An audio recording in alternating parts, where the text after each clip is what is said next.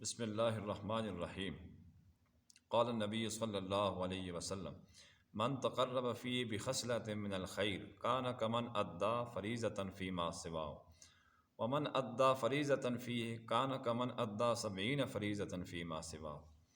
نبی اکرم صلی اللہ علیہ وسلم کا ارشاد مبارک ہے کہ رمضان المبارک میں کسی نے اگر نفلی خیرات وغیرہ نفلی عبادات کا اہتمام کیا تو اس کو فرضوں کے برابر ثواب دیا جائے گا، اور جس نے رمضان المبارک میں فرائض کا اہتمام کیا تو اس کو ایک فرض کا 70 گنا اجر دیا جائے گا، ثواب دیا جائے گا۔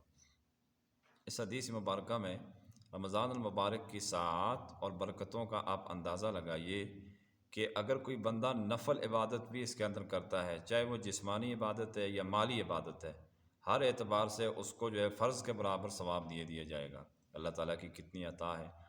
قرآن کریم میں خود اللہ تعالیٰ ارشاد فرماتے ہیں کہ جس بندے کا اخلاص جس درجے کا ہوتا ہے، واللہ یضاعف لمن یشاء واللہ واسع علیم، اللہ دگنا کر دیتا ہے جس کے لیے چاہتا ہے۔ کیوں؟ اللہ تعالیٰ کی ایک صفت ہے واسع علیم، وہ وسعت اور کشائش والا ہے، فراخی والا ہے، علم والا ہے۔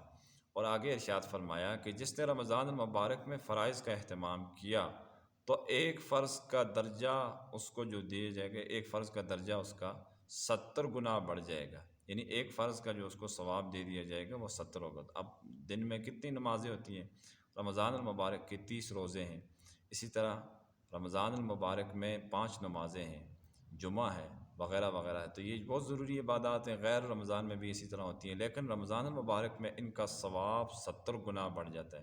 اللہ تبارک و تعالی ہم سب کو بھی ان خوش نصیب لوگوں کے اندر شمولیت نصیب فرمائے کہ جن کے لیے رمضان المبارک کی یہ اتنی عظیم بشارت ہے اور ان کے اعمال کی اتنی بڑی قیمت لگ جاتی ہے۔ اللہ تعالی ہمیں بھی وہ اخلاص عطا فرمائے۔ وآخر دعوانا ان الحمد للہ رب العالمین۔